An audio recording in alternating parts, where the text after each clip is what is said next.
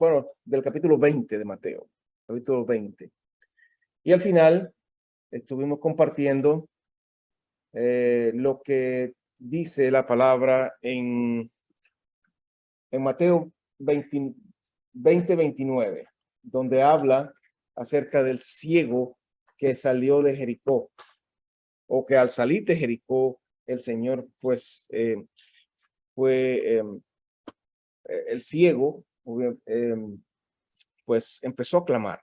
Él se enteró de que andaba Jesús por el camino y obviamente comenzó a clamar para llamar, obviamente, a su salvación o a su liberación o a su sanidad. Como siempre hablamos, vemos las parábolas y obviamente en ellas vemos la obra del Señor, vemos el milagro, pero también el mensaje que está detrás del milagro, la enseñanza que hay en ello, y no solamente la enseñanza que vemos que pues el ciego buscó y clamó y perseveró en el buscar su sanidad, sino la otra enseñanza que está representando la obra de Jesucristo aquí en la tierra en lo espiritual. Sabemos que el Señor nos enseña que lo espiritual se entiende por lo espiritual. Así que nosotros pues necesitamos ver no solamente lo que está en la enseñanza de ver el milagro del Señor, ver la insistencia del hombre, ver la fe de él con la cual perseveró, sino que también vemos que hay un mensaje para nosotros en aquel que anda buscando luz y entendimiento de la palabra. Porque el entendimiento superficial de la palabra, pues puede tenerse. La exégesis de la palabra, pues es un estudio en este momento. Y como ustedes ven, realmente nosotros no estamos buscando ir en la palabra bajo un principio de exégesis, sino más bien buscando el entendimiento que hay dentro de la palabra, aquello que puede ser que esté ahí y que no se pueda ver si no hay un entendimiento en sí de la obra de Dios. Así que dijimos que pues este hombre representa el hombre a veces que está buscando o que está ciego y obviamente necesita la liberación, necesita el entendimiento, necesita básicamente la sanidad de sus ojos, porque uno de las del llamado, o vamos a decir, una de las promesas que están escritas en la palabra de lo que sería la manifestación y la obra del Salvador Jesucristo era liberación de los presos, sanidad y obviamente dar vista a los ciegos y voz a los mudos. Así que todo eso estaba dentro de la obra que estaba determinada que hiciese el Mesías. Y por eso nosotros hoy podemos ver que en esta palabra representa aquellas personas que obviamente necesitan y están buscando la luz de sus ojos espirituales para ver más allá de lo que nuestros ojos naturales pueden ver. Y este hombre pues representa eso, representa, y si ustedes se dan cuenta, hay otros ejemplos de hombres que se acercaron al Señor, algunos diferentes situaciones. Este fue el llamado, otro a través de la palabra fue sanado. Él le dijo, el Señor recibe la vista. Otros puso sus manos sobre ellos, pues, saliva, barro. Usó varias maneras y medios por los cuales le dio sanidad a estas personas que estaban a los ciegos. Así que este hombre estaba en la salida, dice, de Jericó, que obviamente estaba en la puerta de Jericó, y como dijimos, Jericó significaba la ciudad de las palmeras.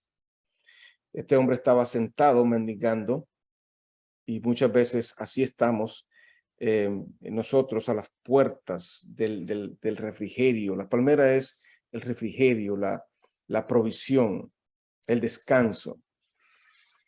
Y estamos a las puertas, pero que obviamente no podemos participar de él, porque no podemos verlo. No podemos saborear aquello y disfrutar aquello que no podemos ver. Así que muchas veces nosotros tenemos la palabra y no sabemos cómo disfrutarla, no sabemos cómo participar de ella, cómo gozarnos en ella. A veces la palabra para muchas personas es una carga, para otros es obviamente algo que están buscando para solucionar el problema de sus vidas, pero el poder ver va más allá, en el que hay un refrigerio, hay un consuelo, hay una fortaleza, hay una bendición en el poder comprender la voluntad de Dios en nuestras vidas. Para confirmar, hay una palabra que está en Juan, porque también en Juan capítulo 9, aquí se da una sanidad, que es la sanidad del hombre que estaba ciego de nacimiento también. Y sucede que cuando él da la sanidad a este hombre, pues los religiosos de aquel tiempo empezaron a investigar de dónde recibió la vista y no le creían. Él insistía en que había sido Jesús, pero obviamente lo sacaron de la sinagoga, lo sacaron fuera de la sinagoga. Entonces se encontró con Jesús, y cuando dice en el capítulo 9, versículo 35, dice: oyó Jesús que le habían expulsado, y hallándole le dijo: ¿crees tú en el Hijo de Dios? Respondió él, le dijo: ¿quién es, Señor, para que crea en él? Le dijo Jesús: pues le has visto, y el que habla contigo él es. Dice, y él le dijo: creo, Señor, y le adoró. Dijo Jesús: para juicio he venido yo a este mundo, para que los que no ven, vean, y los que ven sean cegados. Entonces algunos de los fariseos que estaban con él, al oír esto, le dijeron: ¿acaso nosotros somos también ciegos? Jesús le respondió: si fuerais ciegos, no tendríais pecado. Mas ahora, porque decís, vemos, vuestro pecado permanece. Es aquí donde nos damos cuenta que realmente había el entendimiento espiritual, era que el mundo estaba ciego, y todos aquellos que aún pretendían ver, pero al no reconocer su ceguera, pues obviamente seguían bajo ella. No obstante, aquellos que buscaban la luz, y eso es lo que representa aquí, el clamor, porque el primer reconocimiento de nuestra condición es lo que nos hace buscar la sanidad. Es decir, reconocer que estamos enfermos, o reconocer que nos falta algo, es lo que nos hace buscar la solución de lo que estamos necesitando. Así que este hombre clama, y muchas veces nosotros nos conformamos a nuestra condición y limosnamos, porque vivimos de las limosnas que otros pueden darnos. Y digo esto espiritualmente, porque nos agarramos de lo que otro entiende, lo que el otro ve, pero todo aquel que quiere ver va a buscar tener la luz de sus ojos. Y creo que en ello está la bendición de nuestras vidas, el buscar. Y creo que el Señor siempre está dispuesto a abrir los ojos, porque a eso vino Él. Él vino a abrir los ojos. Él vino para que nuestros ojos sean abiertos. Y no digo los ojos naturales, sino los ojos espirituales, aquellos que nos hacen ver más allá. no solamente ver a Jesús como nuestro único y Señor y Salvador, es también ver su obra, ver su plan, ver y disfrutar de todo aquello en lo cual Él nos dejó a nosotros para que participemos.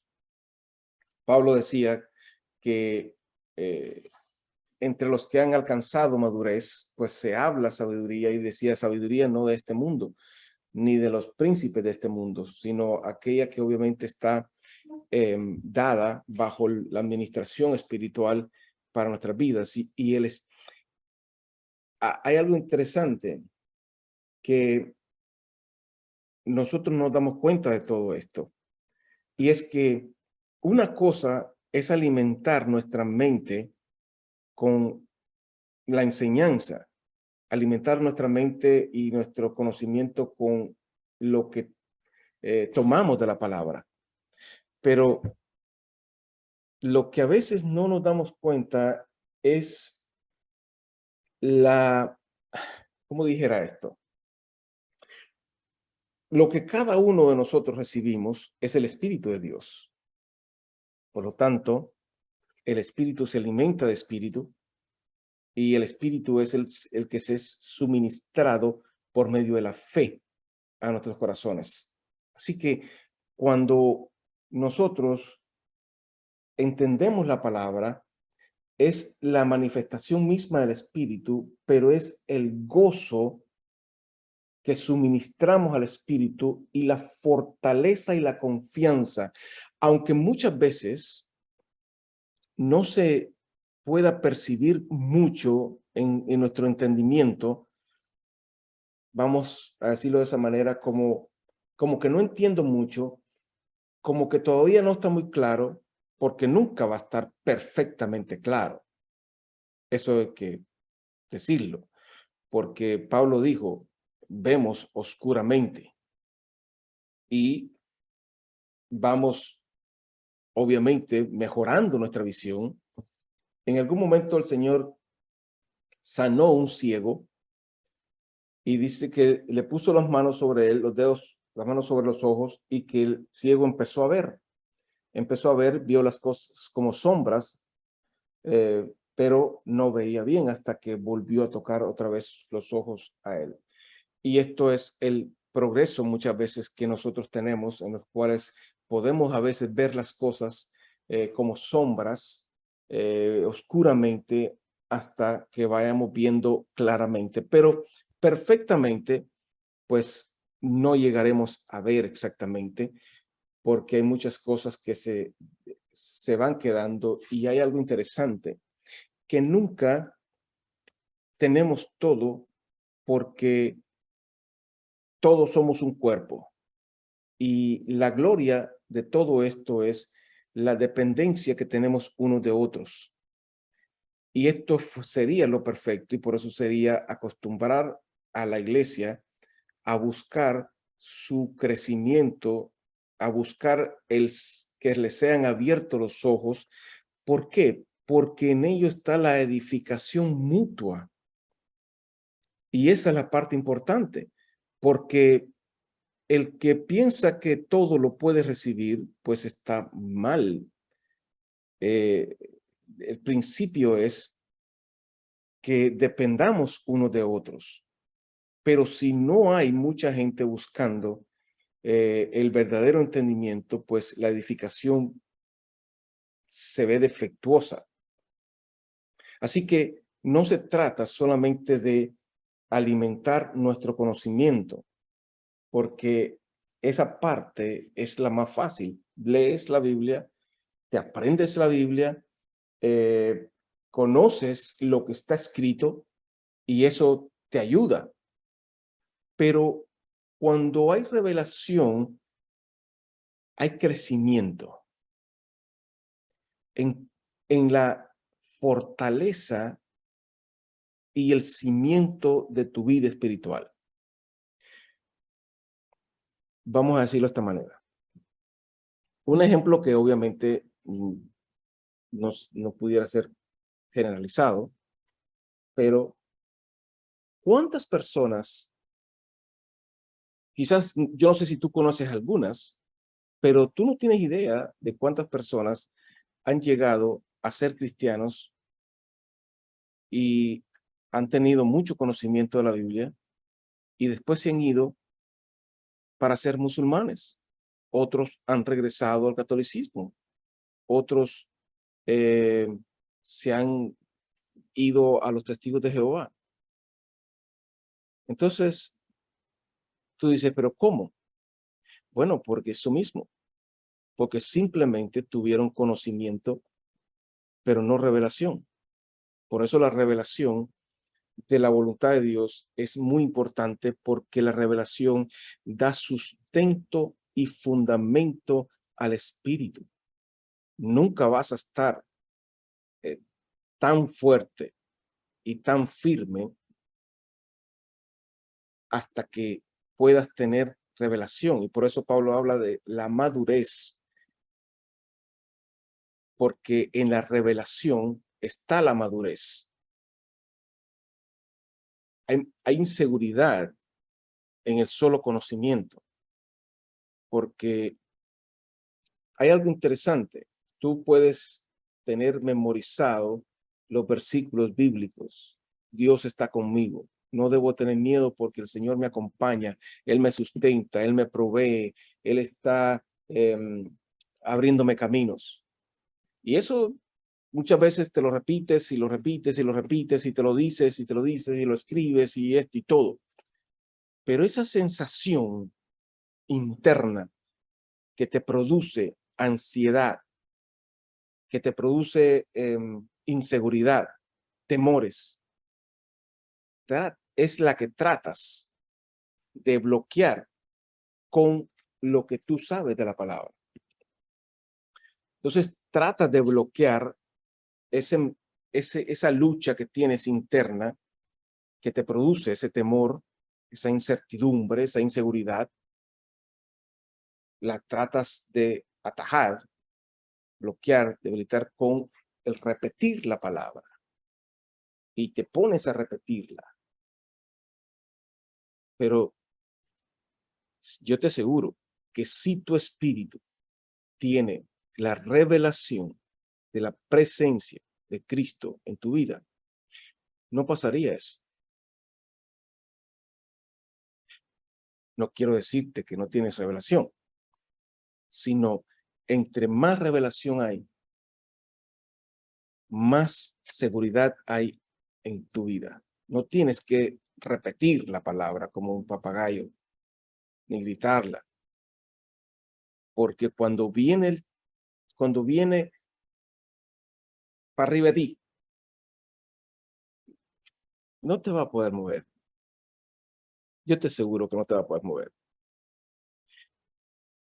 Un ejemplo, pudiéramos decir, ¿cuántas veces el Señor reprendió duramente, regañó, vamos a decirlo de esa manera, a los discípulos por su actitud en medio de las situaciones en las cuales Él los ponía? Porque Él los ponía, por voluntad del Padre, entraban en esas situaciones. En la barca, estuvieron en el medio del mar, atormentados y angustiados por las olas y el aire, el viento tan fuerte que hacía que los amenazaba con morir. Ellos obviamente clamaron, como quien clama por la promesa, pero el Señor no se inmutó. ¿Por qué? Porque tenía revelación de quién era y el que estaba con él, y que nada de lo que estaba ahí amenazándolo lo podía tocar. Entonces, ese susto que existe en el ser humano constantemente es el mismo susto que hay desde el principio de qué puede ser, y la inseguridad e incertidumbre del ser humano. Y eso no se va si no es por la revelación que va a llegar a tu vida de la voluntad de Dios para ti. Y esa es la revelación que debemos de buscar siempre. Y por eso debemos de clamar siempre al Señor, que el Señor abra nuestros ojos espirituales y nuestros oídos y obviamente y suelte nuestra lengua, porque hay veces que podemos ver, nos cuesta entender y menos podemos hablar. Así que no solamente es el poder o ver, sino también saber oír y poder hablar. Eso es lo perfecto, el poder hablar de ello. Dios, de verdad, em, la petición de mi corazón es que el Espíritu de Cristo, yo siempre le digo al Señor, yo solamente tengo una petición nada más. Yo solamente tengo una. No me enredo con muchas.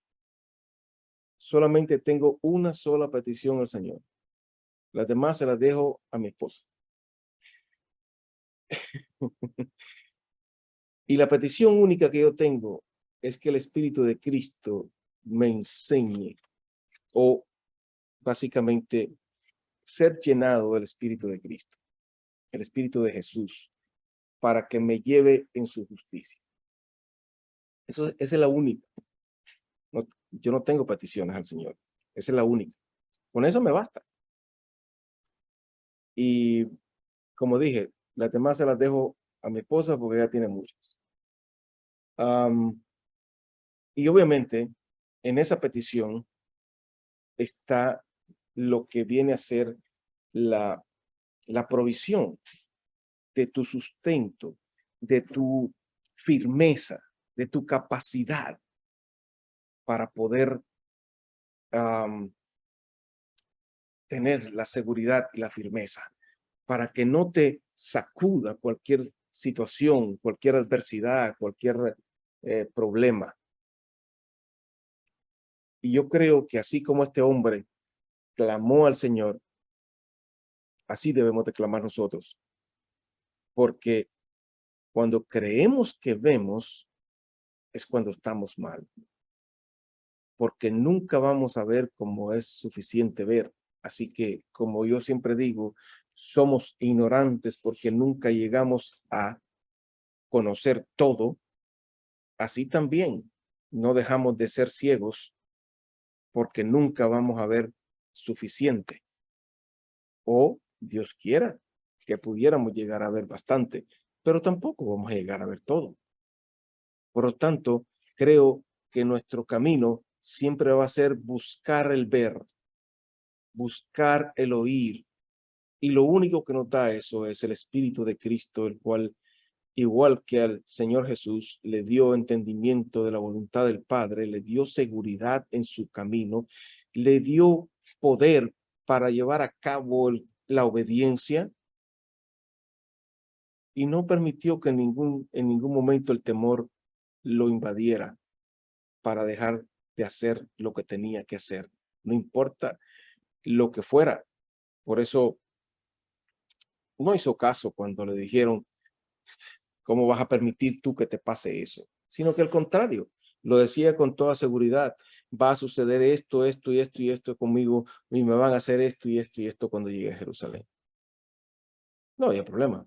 Él tenía la seguridad en la cual él aún anunció diciendo, mi Padre siempre está conmigo y no me ha dejado. Así que no había nada que le perturbara, que le asustara, le intimidara o que le parara para seguir adelante. Así que esto es importante para nosotros, que busquemos siempre, obviamente, considerándonos que nos falta ver lo que necesitamos ver. Pero sí, cuando surge el hambre del entendimiento espiritual, es cuando yo empiezo a buscarlo. Pero si no, no lo busco. Busco el entendimiento intelectual, el entendimiento que obviamente es parte de eso. Una de las cosas que a mí me ayudó en ir entendiendo y fui abriéndome un poco de camino en eso, un poquito. Yo lo que sé es una pizquita de lo que el Señor me deja ver y todavía obviamente tampoco es que, pero el Apocalipsis, el Apocalipsis, dejémoslo el Apocalipsis por ahí. El Proverbios. Empecé con Proverbios y dale con Proverbios. No todo Proverbios, porque después del capítulo 10 de Proverbios, ahí está todo lo demás, los Proverbios, pero antes del 10, ahí da unas instrucciones que son muy importantes. Primero, la sabiduría como principio de todas las cosas. Y cada vez uno va viendo más. El sábado fue, el domingo, el sábado, estaba viendo en la capítulo 6 de Proverbios. Sí, creo que 6. El que dice, oye, hijo mío, no dejes, hijo mío, la instrucción de tu padre, ni te olvides de la enseñanza de tu madre.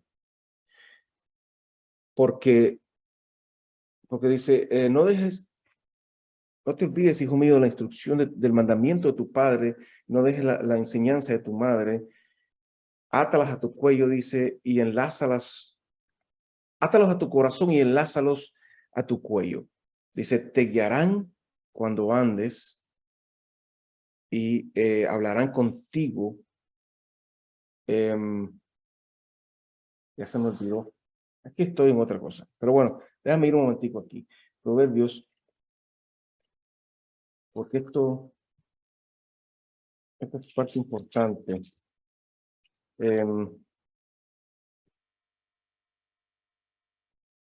Yo yo repetía todo esto, lo estaba buscando memorizarlo, pero no era el memorizarlo. Estuve varios tiempos, no era el memorizarlo que me servía, sino lo que estaba alimentándome en ello y dándome entendimiento de algunas cosas. Sí, aquí en 6, dice 6:20, dice, guarda, hijo mío, el mandamiento de tu padre y no dejes la enseñanza de tu madre.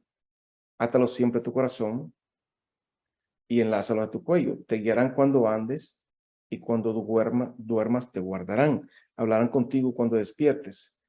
Dice, porque el mandamiento es lámpara y la enseñanza es luz y camino de vida las reprensiones que te instruyen.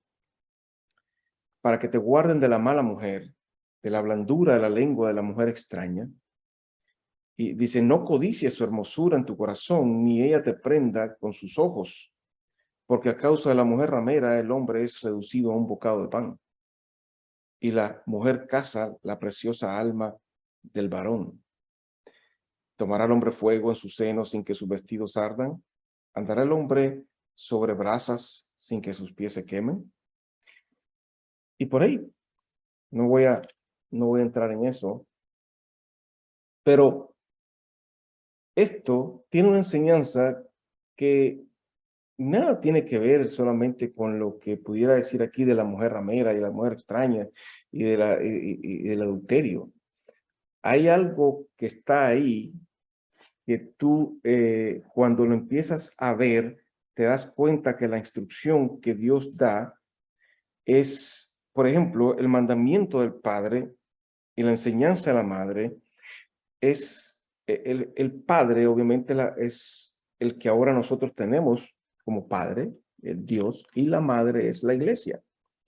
La iglesia es a través de donde se ha traído vamos a decir, el engendrar. Hemos sido engendrados a través en la palabra, pero por la iglesia. La iglesia es la que ha engendrado, representa a la mujer que da a luz y la mujer que enseña, la enseñanza, la doctrina.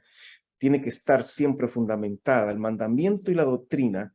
Pero dice algo que obviamente que te van a guiar y todo eso, pero el mandamiento dice es lámpara y la enseñanza es luz. Y camino de vida, las reprensiones que te instruyen. Cuando tú ves esto, dice obviamente que el mandamiento es la luz, pero fíjate, lo que está diciendo, está hablando también de la sabiduría.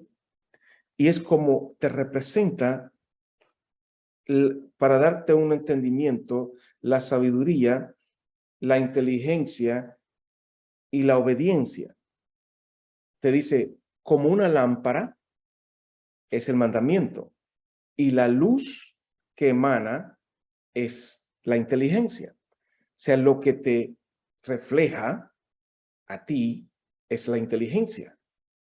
Así que cuando nosotros vemos, por ejemplo, lo común comparar con lo que estamos viendo de Isaías, de los 7 espíritus, podemos ver entonces que aquí está reflejada la sabiduría como la lámpara, la enseñanza como la inteligencia, perdón, la inteligencia como la luz que refleja, y la luz, ¿qué hace?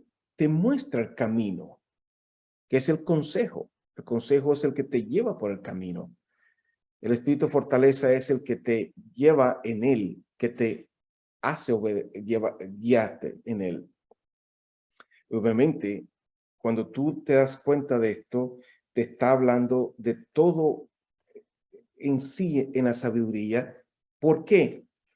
Porque cuando tú tienes revelación y esa revelación te alumbra, te va a mostrar claramente cuál es el camino en el que debes andar para que obedezcas y te da la capacidad de ir en él con el consejo, porque el motivo por el cual lo necesitas es por la blandura de la mujer extraña, que ahí es donde viene que el que no conoce exactamente la voluntad de Dios tiene el peligro de ser engañado por el error.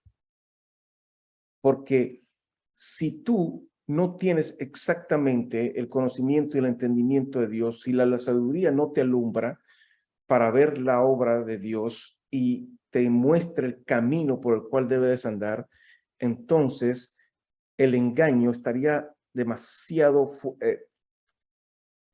sería un peligro en tu vida. Por eso hay veces que hay personas que no tienen la capacidad de oír otras cosas, porque el oír otras cosas, pues, es un riesgo. Es un riesgo. ¿Por qué? Porque la dulzura, en otros puntos dice que de aquí mismo, que es como que los labios de la mujer extraña, dice, destilan miel y su paladar es más blando que el aceite. Mas su fin es, dice, amargo como el ajenjo y más agudo que una espada de dos filos. Pero es el fin. Pero el punto es el engaño. ¿Y qué dice? Que la mujer caza la preciosa alma del varón. O sea, cuando la enseñanza viene con sutileza, viene con suavidad, con amor, con dulzura, con ternura, pues eres presa fácil. Presa fácil. ¿Por qué? Porque la luz no te está alumbrando, no te está reflejando la voluntad de Dios, no te está guiando por el camino, porque no ves el camino. Y eso es un peligro. El temor del Señor, que es la obediencia, va por ahí, porque sabes el camino. Y esto es un ejemplo, porque no puedo entrar en tanto detalle aquí, obviamente que es demasiado. Pero es el ejemplo de cuán necesaria es que la luz de la sabiduría, que la luz, que es la sabiduría es la lámpara, la inteligencia es la luz, te muestren exactamente la voluntad de Dios para tu vida y para todos. Y entonces emprendas el camino. Es necesario ver eso, porque si no, no conoces esa voluntad que es Cristo y en Él tú puedas ver el camino, porque ese camino es el camino de la obediencia, el temor al Señor. Así que el clamar por ver la voluntad de Dios es para nosotros sumamente importante. No nos conformemos simplemente con creer que conocemos la palabra, sino que busquemos la luz que en ella hay, porque el espíritu nuestro es el que se alimenta. Alguien dijo que un conocimiento no está expuesto a un razonamiento, o una revelación nunca está expuesta a un razonamiento. Es decir, muchas personas pueden tener razonamientos sobre ciertas cosas, pero una revelación que tú tengas nunca está expuesta a nada. Cuando tú tienes claro la voluntad de Dios, no hay ninguna doctrina que pueda afectar tu vida, no importa. Y no digo solamente porque, escucha esto, ahí en Proverbios y en otros lugares te habla de la ajena, de la extraña, de la adúltera. Entonces quiere decir que no solamente son las doctrinas extrañas, sino también es la secadora. También es ¿cómo se llama esto? La apostasía. Entonces, aquellos, es como dice en el capítulo 2 de Proverbios, dice, la mujer extraña, dice, la cual abandona al compañero de su juventud y se olvida del pacto de su Dios. Es decir, aquellos que se van alejando del compromiso de servir al Señor y se van yendo por otros caminos y se van alejando. Esos son los que el Señor le va a decir aquel día, no te conozco. Aunque puedan decir, predicamos, hicimos esto, lo otro y aquello, el Señor le dijo, no te conozco, eres extraño. Estos son los extraños. La enseñanza extraña que no sale, un fuego extraño que no sale del altar. Bien, así que espero que esto a ustedes los inquiete para que puedan buscar con paciencia, pero con perseverancia, igualito que este hombre, no paró. Y quiere decir que eso tú no lo tienes en un día. Eso quiere decir que va a ser perseverancia en la búsqueda, en el clamor al Señor para que te alumbre el entendimiento, para que te abra los ojos, para que te dé lo que necesitas para seguir adelante. Y repito, porque es necesario repetirlo, es algo que va a tener contradicción, porque la misma mente te va a tratar de detener,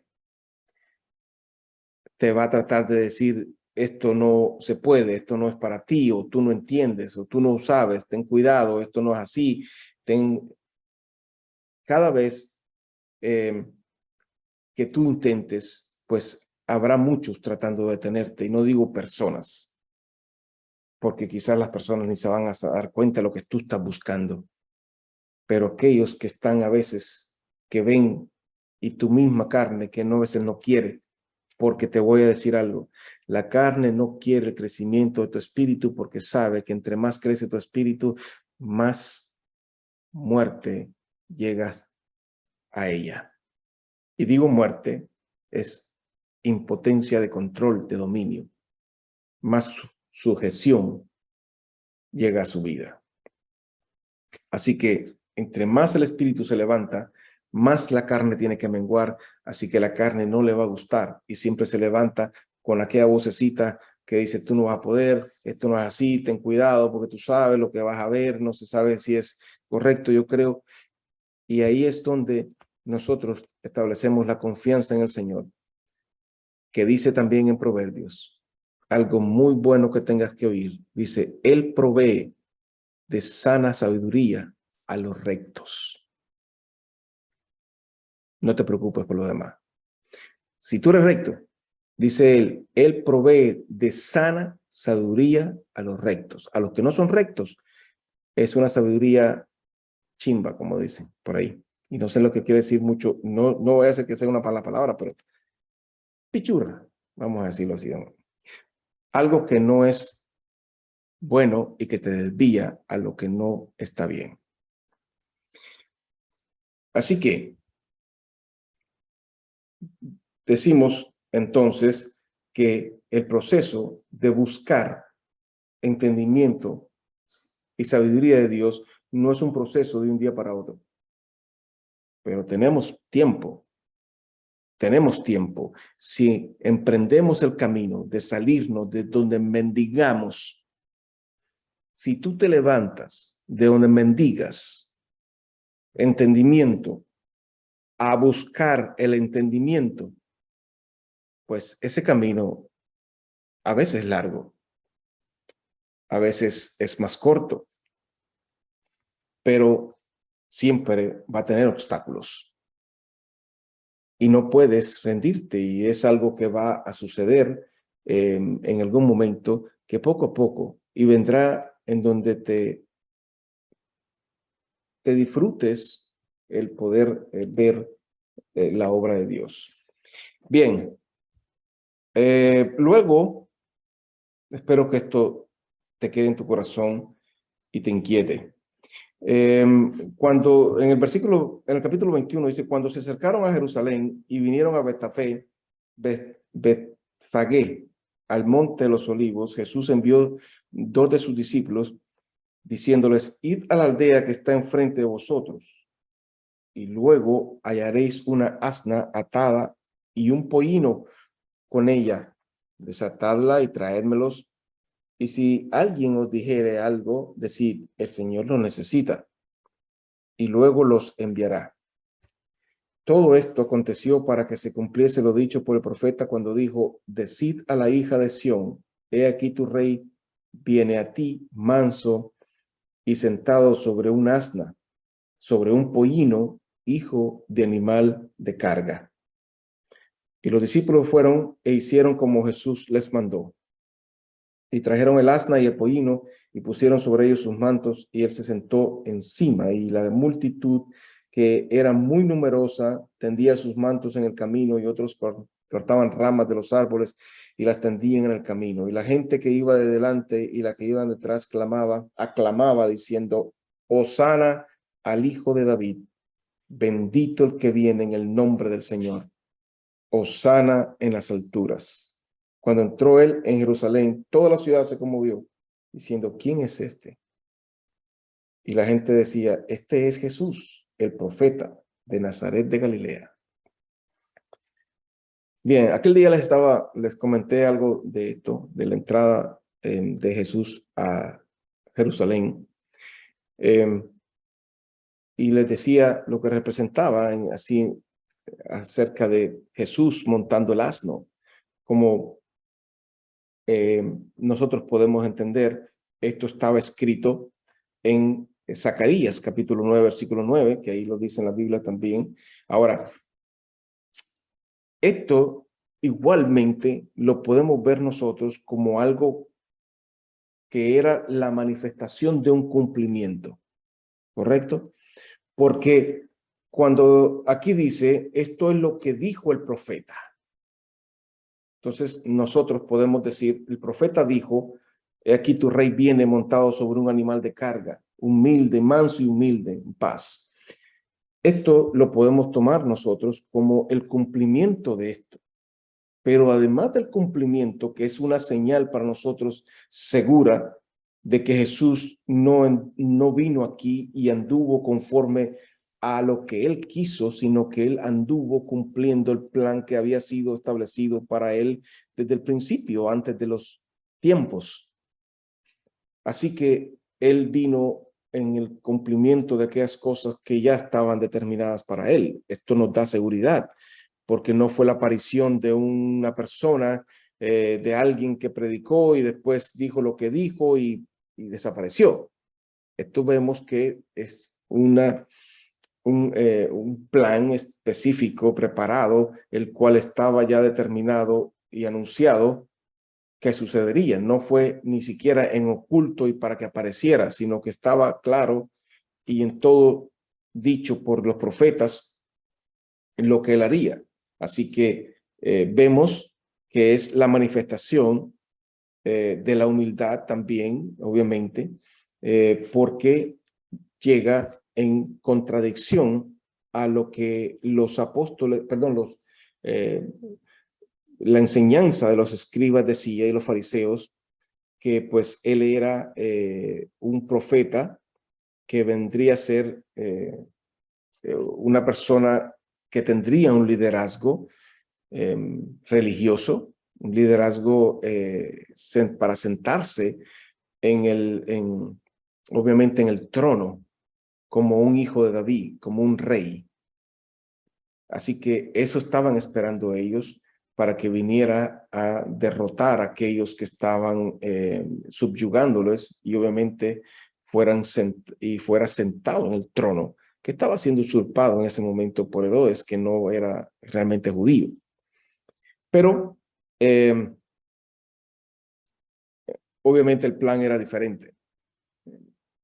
En la manifestación no estaba conformado a lo que ellos creían en su vanidad, en su altivez y en su orgullo. Esperaban a alguien que viniera a liderarlos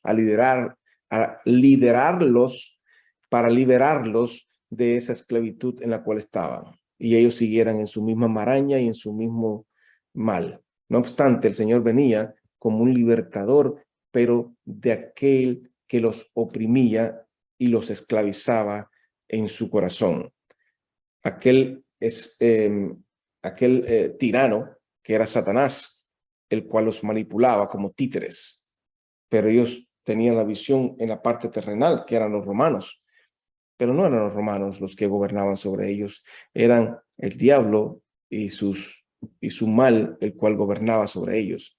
Así que Jesucristo venía a quitarle la venda de sus ojos, a liberarlos de la carga de su pecado y obviamente a sacarlos, a poder tener esa libertad y a señorear sobre ellos, pero no en el término de los que ellos creían, sino liderar en ellos el camino del reino de los cielos, a liderar el reino de los cielos sobre ellos.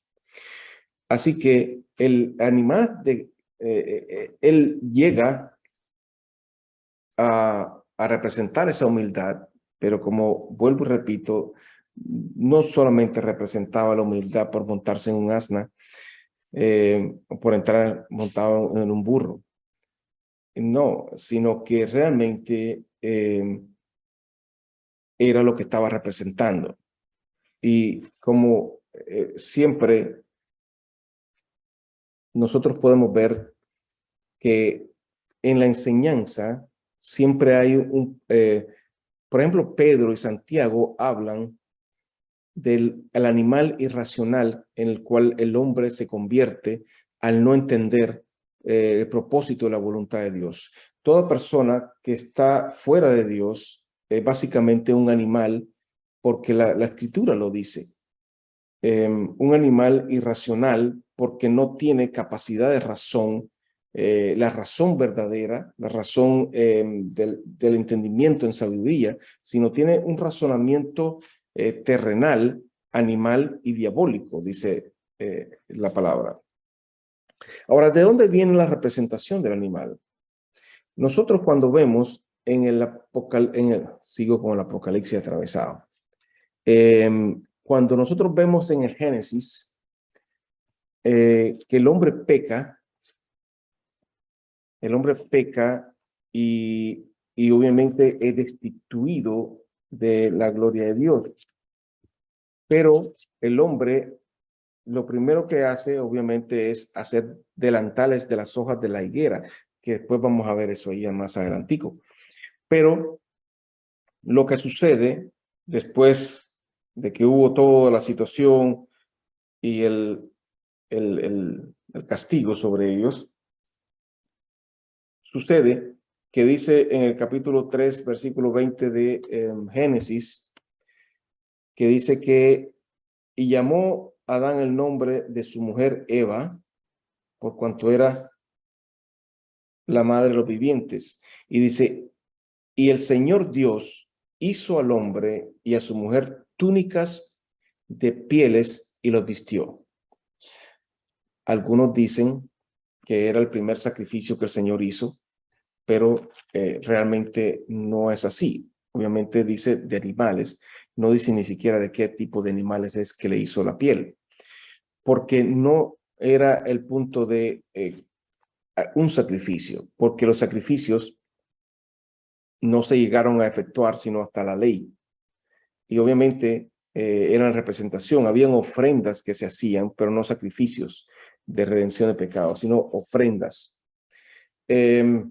Ahora, esto obviamente fue Jesucristo, no digo Jesucristo, sino fue el Señor que les preparó esto a ellos y les dio las túnicas y los cubrió con ellos. Y nosotros vemos también que el mismo tabernáculo se cubría con pieles de animales, porque representaba eso, al hombre en su condición animal, en el cual vendría a ser restaurado. Pero por eso en Corintios, en Primera de Corintios, también habla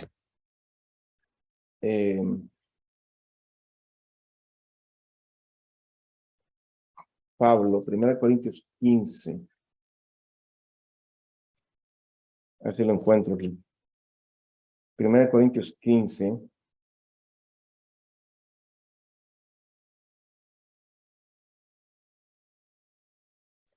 Aquí está, dice, se siembra en deshonra, resucitará en gloria, se siembra en debilidad, hablando de la resurrección. Se siembra en cuerpo animal, resucitará en cuerpo espiritual. En el versículo 1 Corintios 15, 44. Se siembra cuerpo animal, resucitará cuerpo espiritual. Hay cuerpo animal y hay cuerpo espiritual.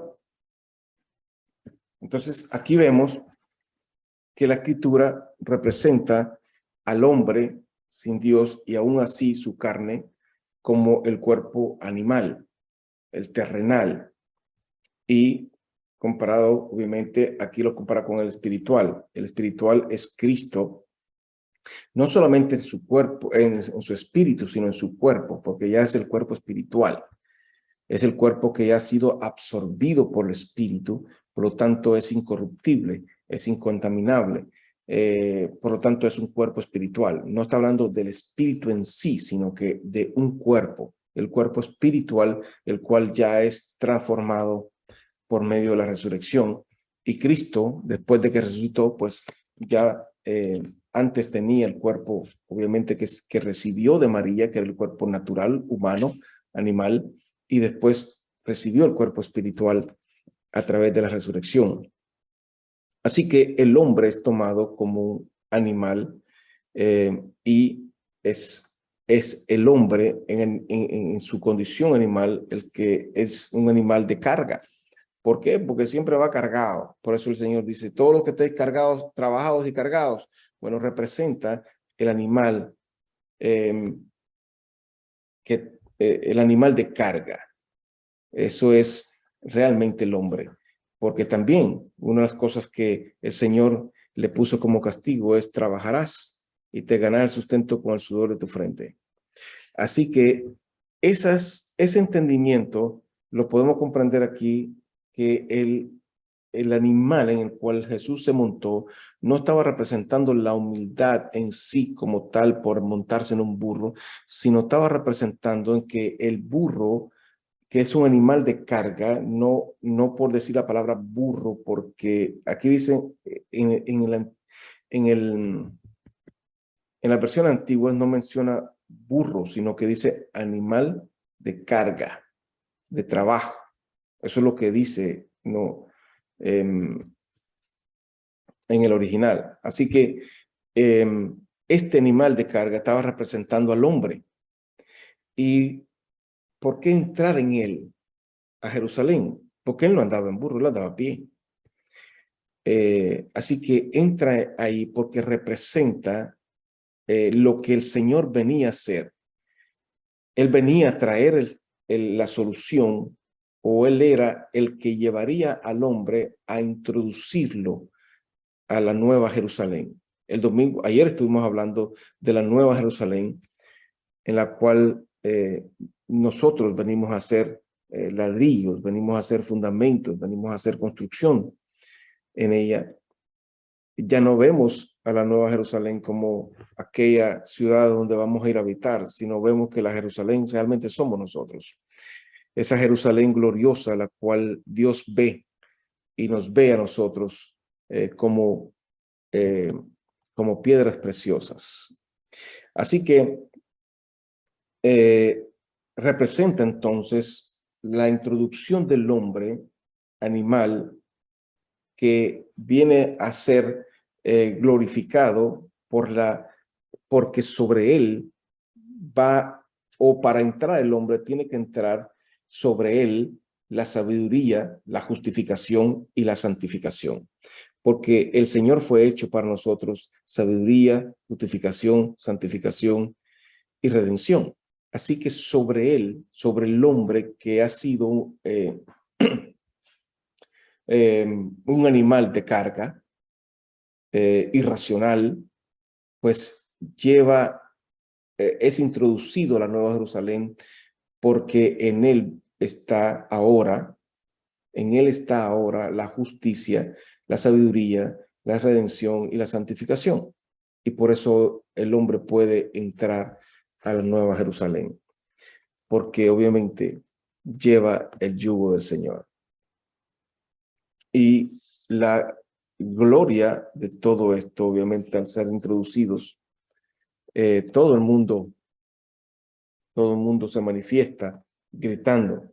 Y obviamente este es el recibimiento del Señor como un rey, llevándolo y recibiéndolo. Esto es parte siempre les he dicho en todo lo que hemos estado viendo de esto, que el Señor preparaba en los escenarios y el Señor, el Padre le daba la provisión de todas las personas que venían al Señor con preguntas, con necesidades, con sanidades. Es decir, el que trajo a este hombre, al ciego, al Señor, y que le dio la insistencia para que pudiera buscar la sanidad, fue el Señor mismo.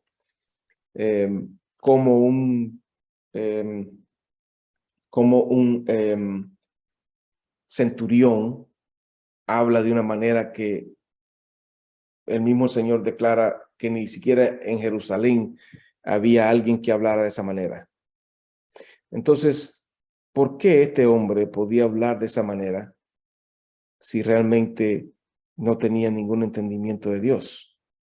¿Por qué? Porque el Señor, obviamente, el que proveía en ese momento el entendimiento para poder decirlo y decirle al Señor, no es necesario que tú entres, simplemente di la palabra y mi criado sanará, porque reconoce la autoridad. No la reconoce porque él fuera muy espiritual, la reconoce porque en ese momento le fue dado a él el hacerlo. Igual que a Pedro le fue dado, y el Señor se lo reconoció, le fue dado el reconocerlo a él como el Mesías, el Cristo, el Hijo de Dios.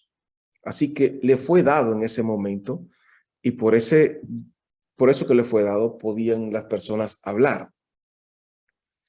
Así que igual todo esto, porque te digo algo, esta misma gente que andaban tirando los mantos, pues era la misma que empezaron a gritar, crucifíquenlo a los próximos días. Así que siempre reconocemos que todo el querer como el hacer viene por el Señor. Así que todo está hecho y puesto, y el escenario de toda la manifestación de la redención de Dios y de su obra y de su plan estaba detalladamente puesto. Y si nosotros supiéramos cuán detalladamente está puesto, pues diéramos muchas más glorias al Señor, porque también nosotros nos daríamos cuenta que todo está detalladamente puesto en nuestras vidas. Y lo que a veces no miramos que pasa o no queremos reconocer que es del Señor en nuestras vidas, pues nos perdemos esa bendición de poder pues declararlo ser parte de la obra de Dios. A veces nos negamos a poder aceptar ciertas cosas y rechazamos otras, porque obviamente no entendemos. El camino de nuestro Señor Jesucristo fue manifestado y obviamente no podemos decir que todo está escrito en los evangelios, porque el tiempo que él vivió, aún Juan decía, ni siquiera si pudiéramos escribir todo lo que pasó con él, pues ni cabrían los libros. Así que todo lo que sucedió, todo lo que pasó y todo lo que el Señor habló, pues ni siquiera se pudo escribir todo. Nosotros no necesitamos todo porque nosotros tenemos el Espíritu para que nos dé el principio de todas las demás cosas. Y los principios son los que hacen el desarrollo de las cosas. Si tú tienes un buen fundamento, que es lo que estamos hablando, si el fundamento son la firmeza que te da, como las piedras preciosas, que es la firmeza que da la presión misma de las cosas que suceden en tu vida, te dan firmeza. Entonces quiere decir que te vuelves un fundamento, te vuelves algo sólido. La revelación de las cosas te hacen tener un espíritu firme, que no teme, que no se mueve, que no se estimula tampoco con las cosas eh, fluctuantes y que no fluctúa. Gloria al Señor. Así que Jesús entra bajo el principio de lo que se estaba buscando aquí, dar la bienvenida a la entrada y la celebración. Hosana, gloria en las alturas. Así que la alabanza salía de estas personas que ni siquiera sabían lo que estaban diciendo, porque algunos decían, pero ¿qué es este?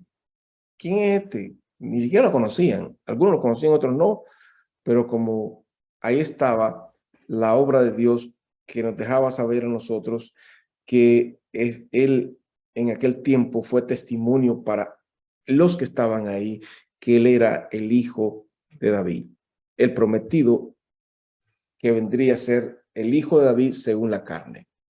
Así que era testimonio para ellos. Quiero decirte que como dijimos desde la semana pasada, lo que empezamos a leer, esto es algo un poco más directo a lo que era, a lo que el Señor venía a recriminar un poco sobre Israel. La misma sanidad del ciego era directamente a darles a ellos en ese punto donde ellos creían que tenían la razón, que tenían el entendimiento, que tenían lo que necesitaban, la palabra de Dios y la revelación, pero no la tenían.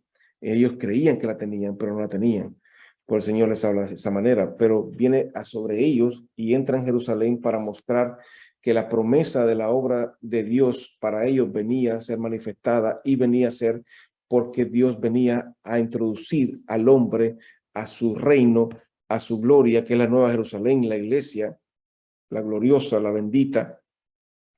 Así que el Señor viene a darse, a manifestar el testimonio y toda esta gente declaran eso a gritos y lo celebran como un rey, como la introducción de un rey, pero sí estaban celebrando, porque en eso estaban celebrando la introducción que estamos hablando de cómo el hombre entra, y no estaban viendo solamente al Señor, sino al hombre mismo, el hombre mismo entrando a la gloria de la nueva Jerusalén, el reino de los cielos, bajo el principio de entrar en Cristo Jesús. Así que todo esa es la celebración, y es la celebración obviamente que la iglesia hace, por eso dice que hay fiesta en los cielos cuando alguien se convierte, es la celebración que debe de existir siempre, y la facilitación y la celebración de la conversión del hombre que entra en el reino de los cielos. Básicamente es eso, que cada vez que alguien se convierte porque entra en el reino de los cielos, hay celebración, hay una fiesta y hay hosana en las alturas, gloria al Señor por una vida o por vidas que se convierten y que entran en el reino de los cielos. Gloria al Señor.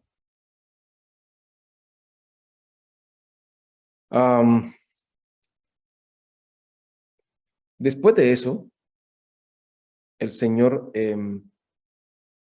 sigue para el templo, va al templo donde él estuvo mucho tiempo, muchas veces estuvo ahí, y pues él había visto todo esto, pero llegó el momento en el que estaba siendo dado por obsoleto. Entonces, aunque él volcó las mesas, el principio de todo esto es la eliminación que él estaba haciendo, porque ¿cuántas veces había entrado el Señor a este templo? Pues, ni se cuentan. Él estuvo mucho tiempo ahí, muchas veces ahí. Ahí querían a veces apedrearlo, hacía muchas cosas, pero nunca había hecho esto. ¿Por qué? Porque estaba llegando al momento en el cual estaba siendo el punto clave de dar por terminado todo lo que estaba terrenalmente establecido. Así que llega y empieza a tumbar todo, no porque a lo mejor podemos decir se enojó o tumbó esto porque estaba bravo. No, no solamente era eso, era el punto de que estaban dando por terminado, al dar la vuelta a todo eso, volcarlo todo y tratar no sé, como decir, esto no vale nada ya, o sea, se acabó. Entonces, eso es lo que está diciendo con esta actitud.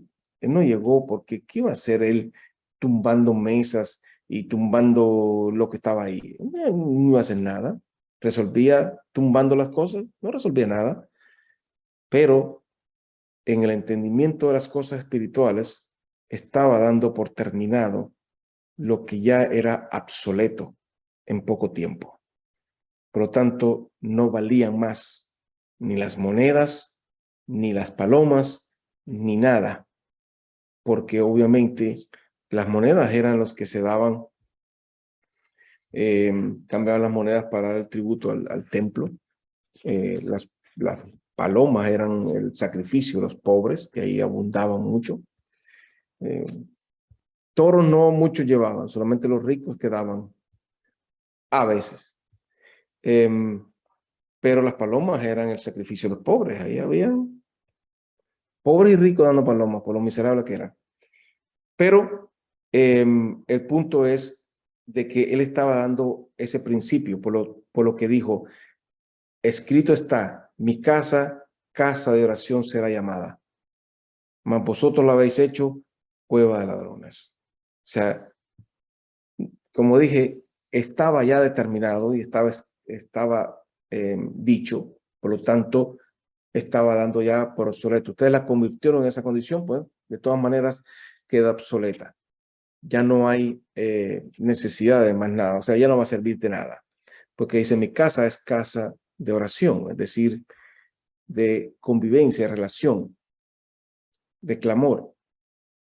Y eso se convierte ahora lo que es la iglesia de Cristo, porque en la iglesia de Cristo está la intercesión, está el clamor a Dios.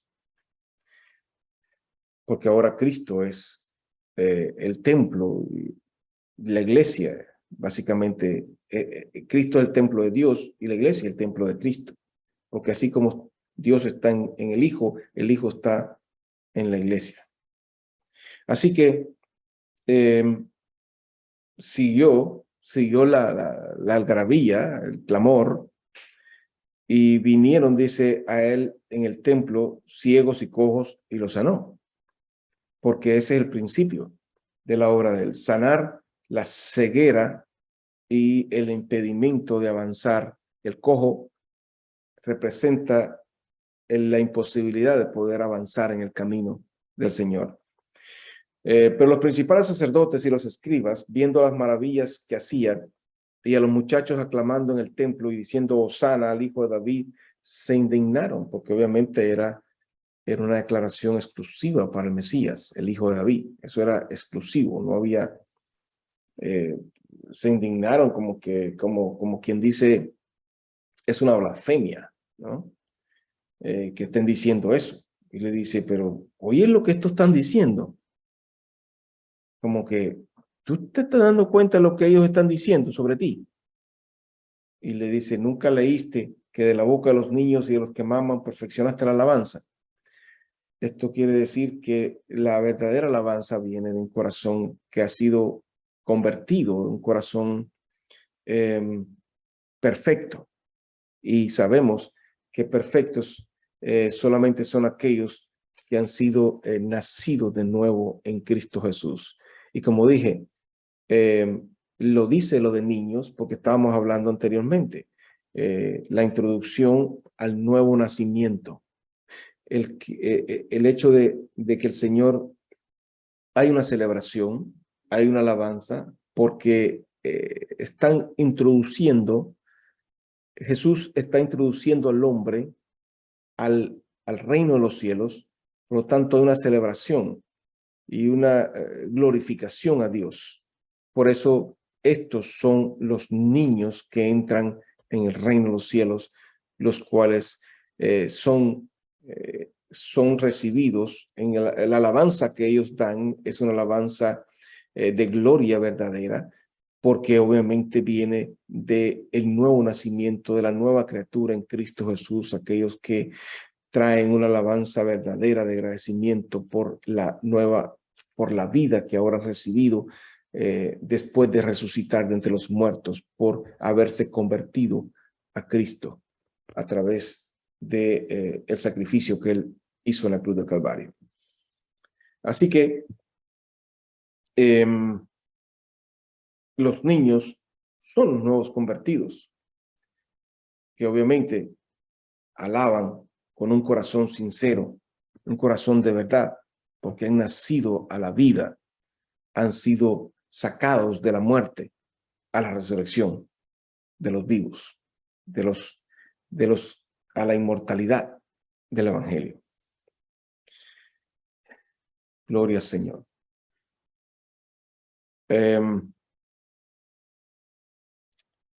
¿Alguien tiene alguna pregunta? ¿Alguna pregunta que tengan? ¿No se me han dormido? ¿Están despiertos? Le puedo poner la alarma aquí, la que me despierta a mí todas las mañanas. Y dice, pues ahí se fue él a Betania. Por la mañana, vuelve de Betania a la ciudad y tuvo hambre. Tuvo hambre, pero se acercó a una higuera. Y se acercó a ella y vino a ella y dice, y no halló nada en ella, sino hojas solamente. Y le dijo a la higuera, nunca jamás nazca de ti fruto. Y luego se secó la higuera. En los otros evangelios, dice que él vino y buscó, pero no había porque no era tiempo de higos. Entonces no era tiempo de higos realmente, y el Señor lo sabía. Y es como, yo creo que esta es una de las cosas que mucha gente se agarra de eso para hacer cosas que no deben de hacer. Y igual que cuando él tumbó las mesas de los cambistas. O sea, el Señor se enojó y hizo un desastre y tumbó todo.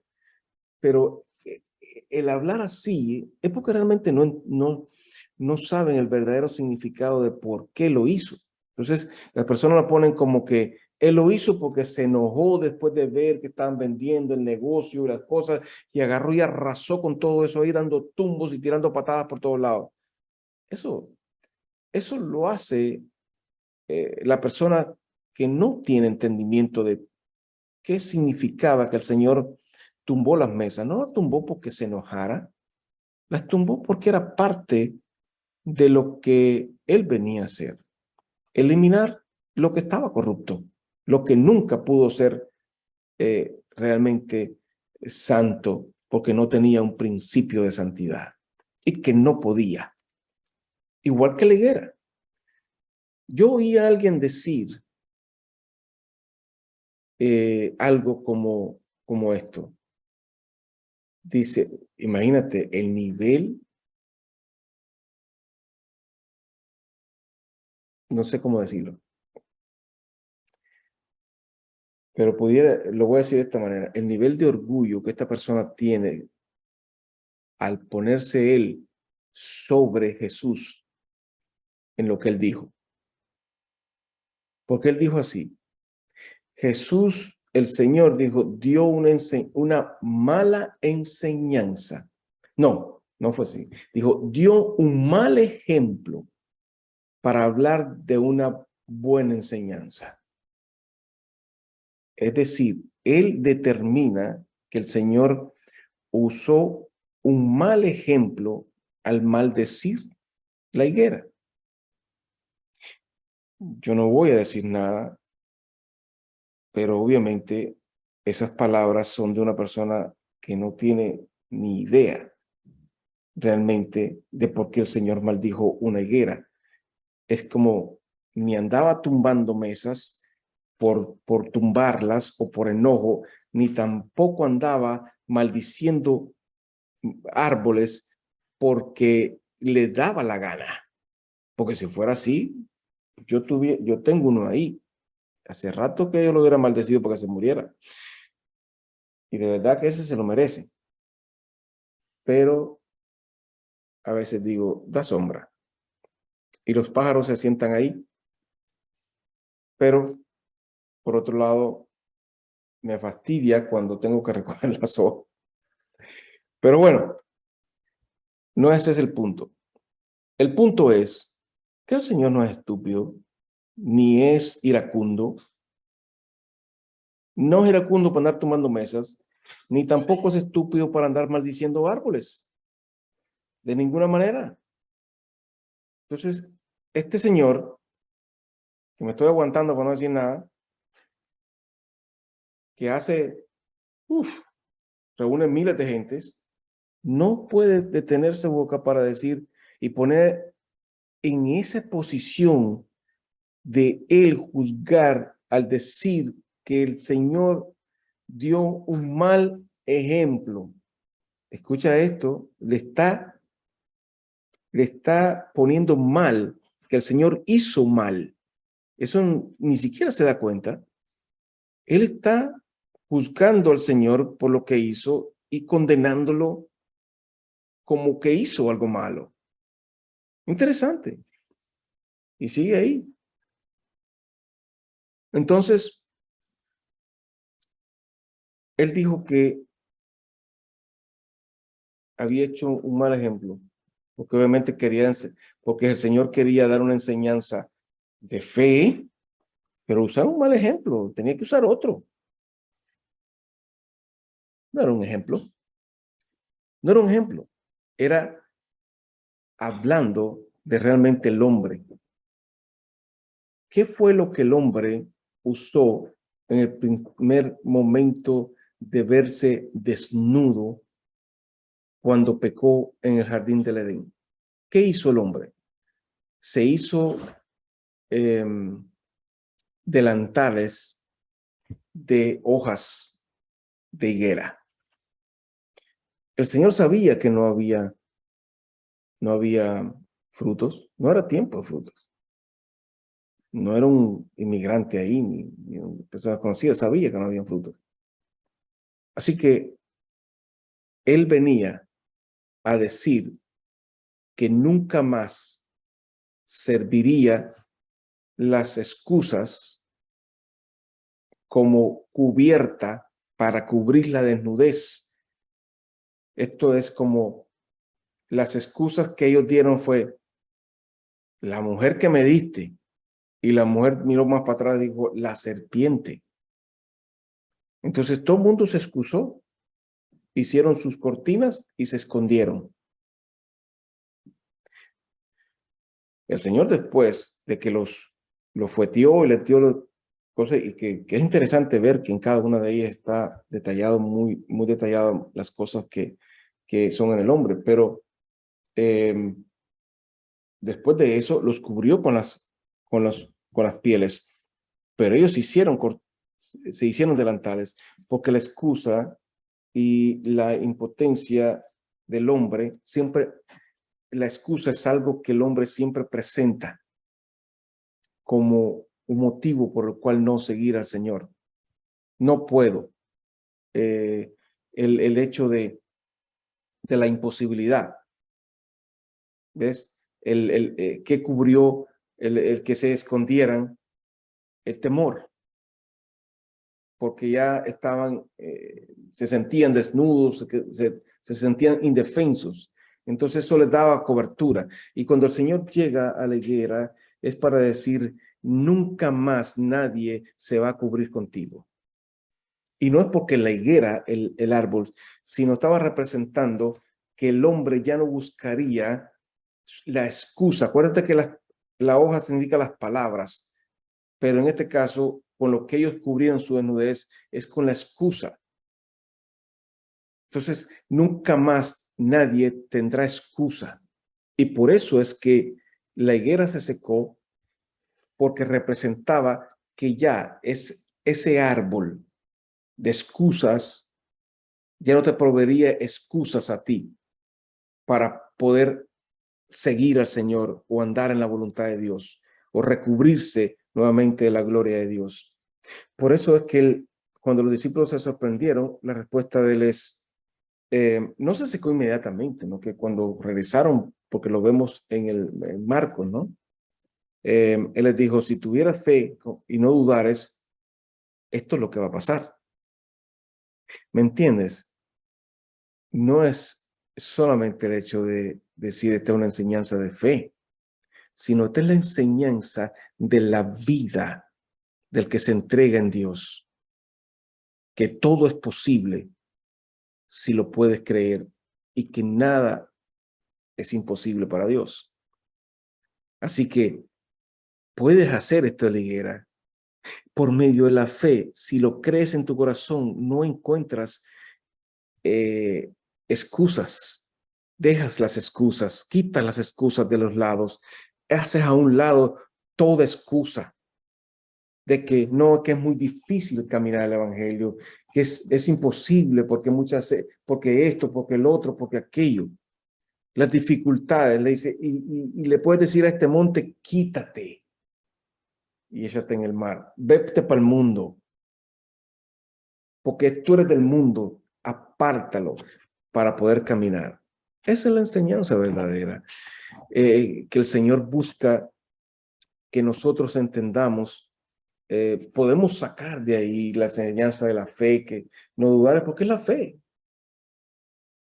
Es la fe que no deja que tú te cubras más, la que te devuelve a la gloria de Dios, la que hace secar la higuera porque encontraste la cobertura de Cristo sobre tu vida. Ahora quien te cubre es Cristo. Ya no te cubre en las cosas. La higuera no te da hojas de excusas para cubrirte, te puede cubrir Cristo. Y dice, y si a este monte y todo lo que pidieres en oración, nada es imposible, si lo puedes creer. Pero obviamente en Marcos dice también, y por lo tanto perdona, si tienes que perdonar, porque eso es un estorbo, puede ser un estorbo en tu vida, en lo que tú quieres avanzar en el Señor. Así que el Señor no dio un mal ejemplo. Se lo pudiéramos decir, pero tampoco lo va a entender. Es que es, gloria al Señor. Voy a leer otra vez. Y viendo una higuera ¿Por qué no lo leemos? Mejor lo vamos a leer en Marcos. Lo vamos a leer en Marcos. Marcos 11.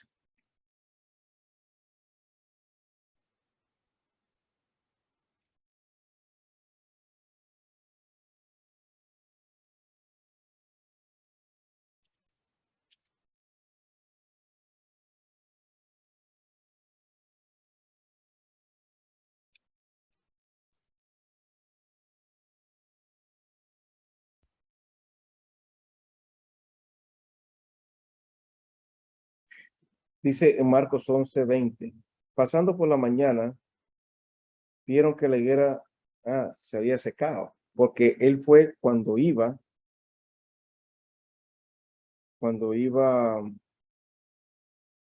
hacia el templo que le habló. Entonces en la mañana pasaron otra vez y vieron que la higuera se había secado de raíz. No se empezó a marchitar, sino empezó a secar, se empezó a secar desde las raíces para arriba, hasta que secó el último gajo.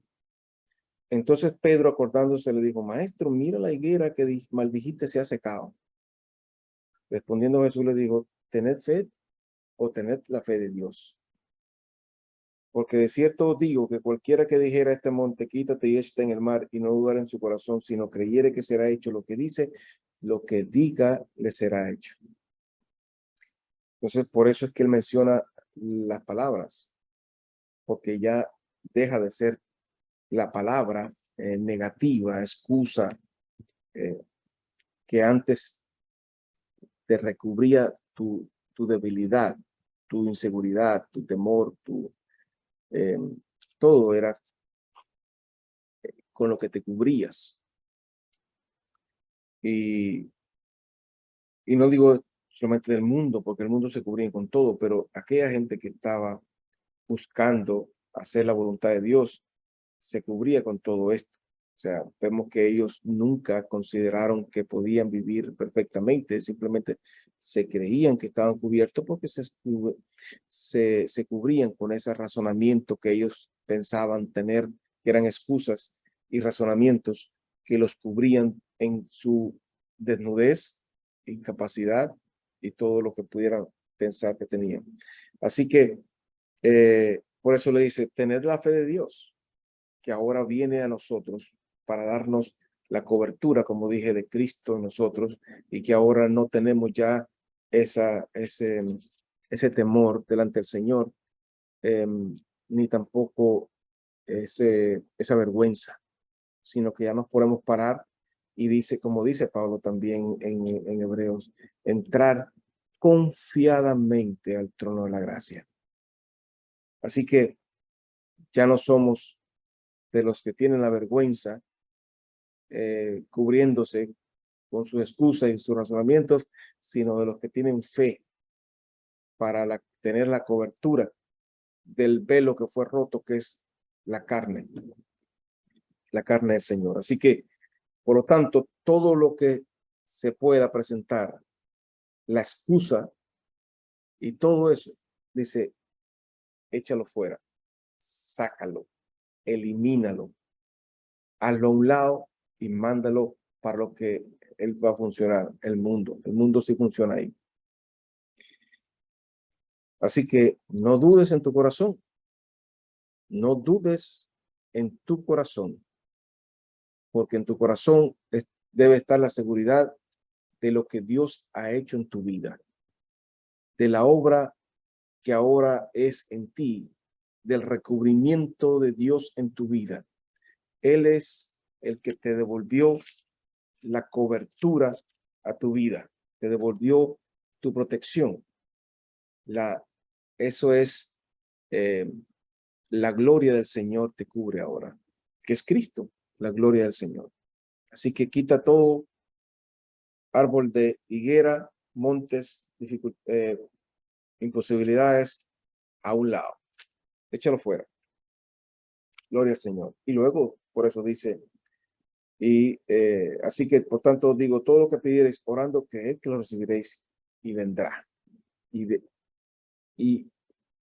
en A veces, según el concepto que agarran de ciertos pasajes, acomodan la palabra, pero dice, por tanto digo que todo lo que pidiereis en orando, dice, es tuyo.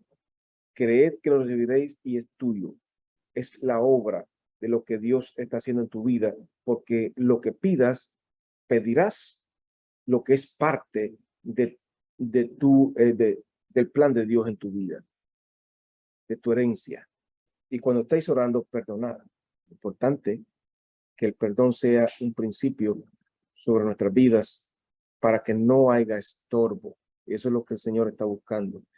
Que no haya estorbo, porque es por gracia. Por lo tanto, el que no perdone, no se le perdonará. Porque la gracia que se da con él, también él tiene que darla. Gloria al Señor. Esas porciones son muy fuertes, donde el Señor dice, si no perdonas, no se te perdona. Gloria al Señor. Dice, como cuesta terminar un capítulo.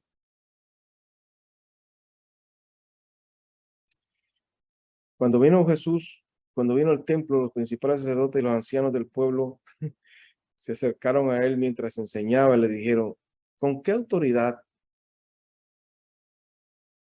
haces estas cosas y quién te dio esta autoridad? Imagínate, vienen a cuestionarlo y interrogarlo sobre la autoridad. Si el Señor les dijo, si ustedes no me conocen a mí, ni saben de dónde vengo, van a conocer al Padre. Es como quien dice, ¿qué terquedad es?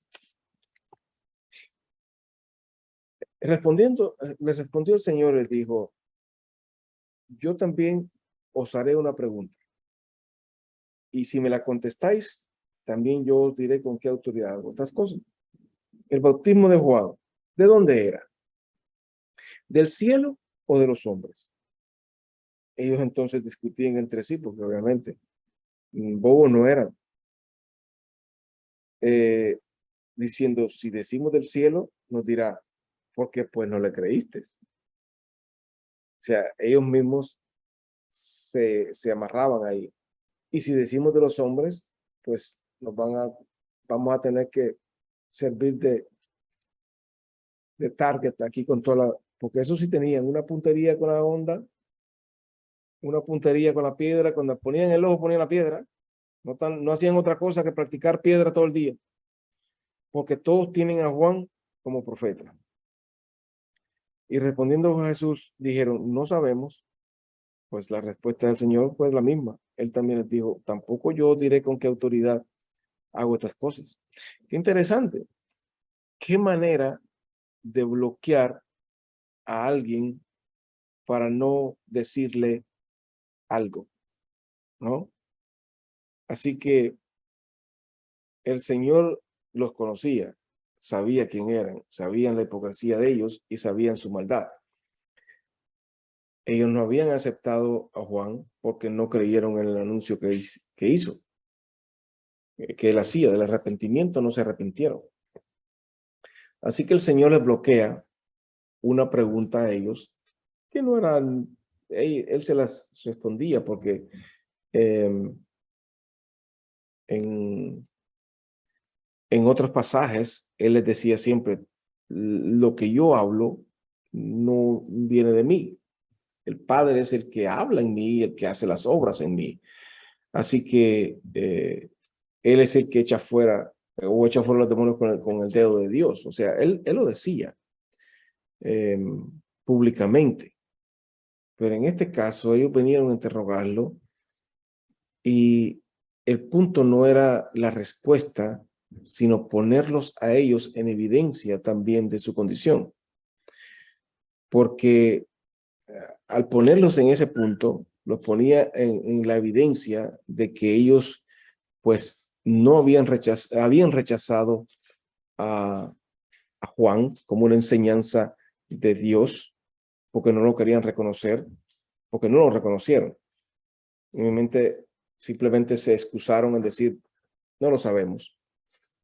como digo, siempre era con lo que se cubrían, eran con las hojas de higuera, de decir, no lo sabemos. Por lo tanto, era una excusa para ellos pensar, pero quedan en evidencia que no lo hicieron.